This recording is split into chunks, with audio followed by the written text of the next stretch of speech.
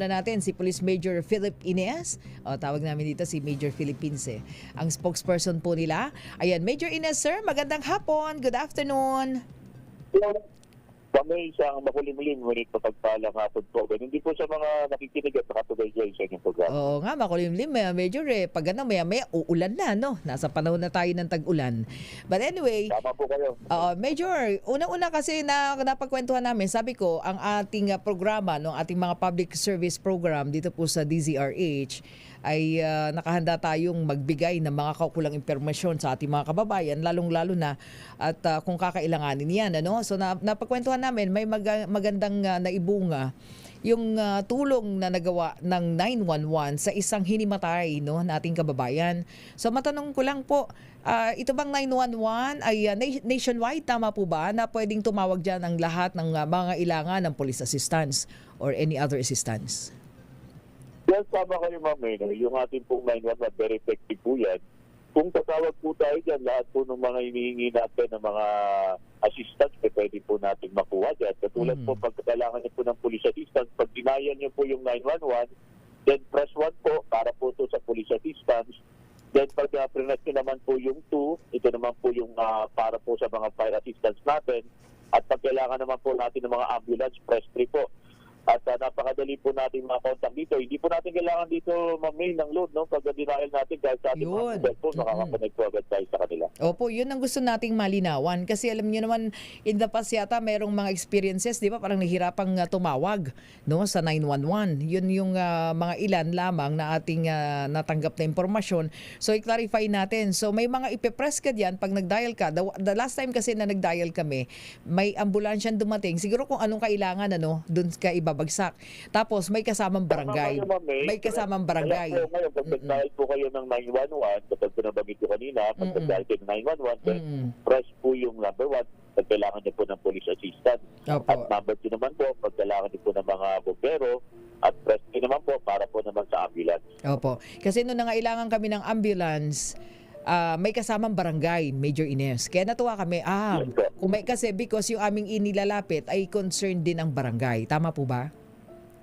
Tama po kayo, ma'am. At ganun naman po talaga yung purpose ng ating 911. At tama po yung ginagawa natin, disseminate natin to sa ating mga kababayan para pag kailangan po nila ng servisyo natin, madali pong mailapit sa ating mga kinauukulan. Ayun, tama-tama kasi gusto kong makakuha ng malinaw na kumpirmasyon mula sa inyo. Kasi syempre, naririnig yan ng ating mga kababayan, lalong-lalo na sa ating mga public service, di po ba? At least masabi sa kanila na effective yung 911. Actually, dun nga sa ibinalita kanina ni Boy Gonzales na kunan niya, no, ang bilis nung responde ng MDRRMO at yung hinimatay agad nabigyan ng assistance. So isa yun, ano, Major Ines, sa pwede naman palang ilapit, ano, or itawag sa 911. Merong isang nakakita at yun ang tumawag sa 911, si Mang Edwin. Yes po, ma'am, yun naman talaga purpose nun para yung ating mga kababayan na maging aware kung sakali kung kailangan po nila ng mga ganitong mga police assistance o ano man pong assistance yan, huwag po nilang kakalimutan itong numero na ito.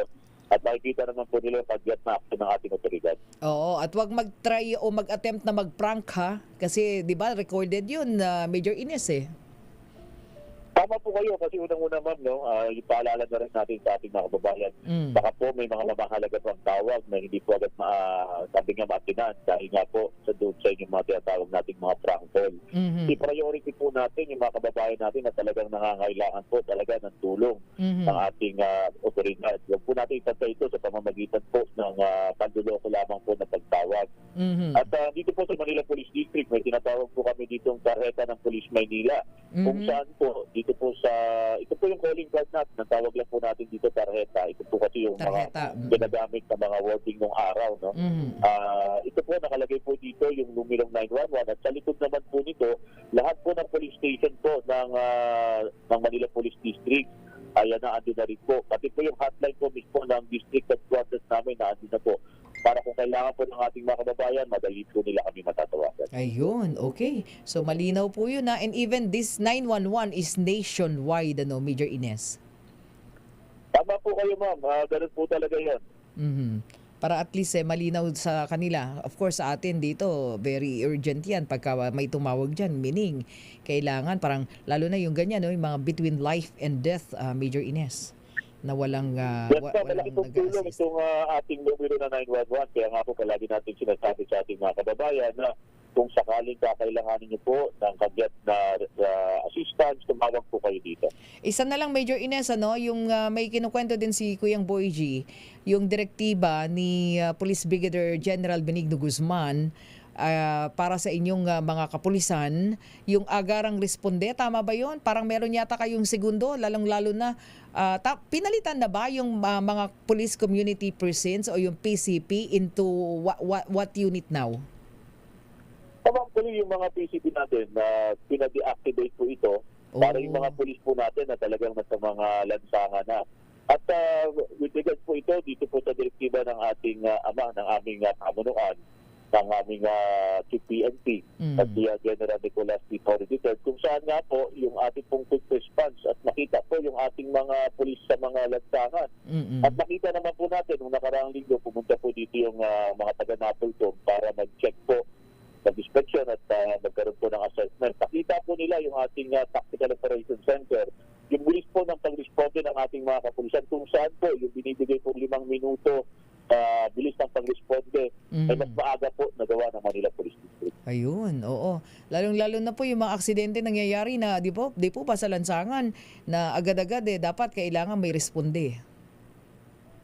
Tama po kayo, mamaya kailangan lang po talaga ay may pagbigay alam po ito sa otoridad at makakaasa po kayo sa kagyat nating aksyon. Darating po ang inyong pulis, kung kailangan niyo po ng pulis, darating po yung ating mga bumbero, darating po yung ating ambulance, i-dial niyo po yung 911.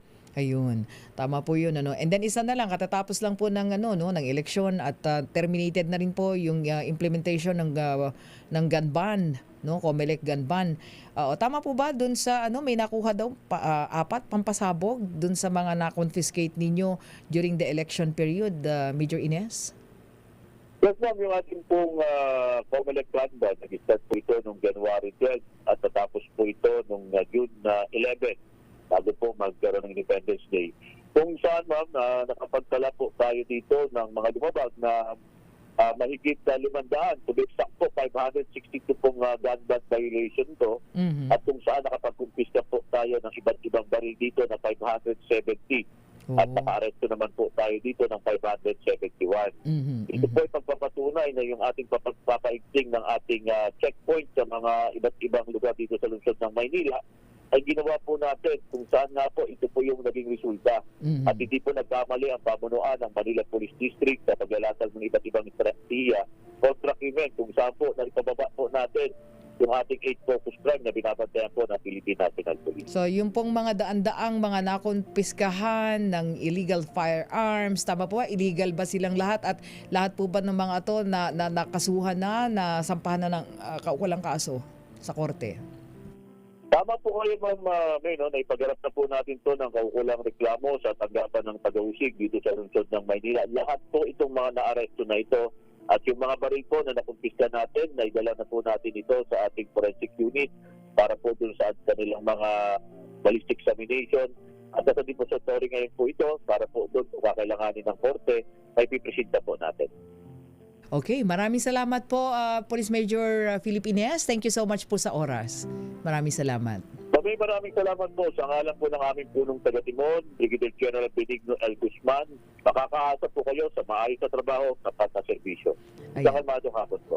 Maraming salamat, Police Major Philip Ines. Pagka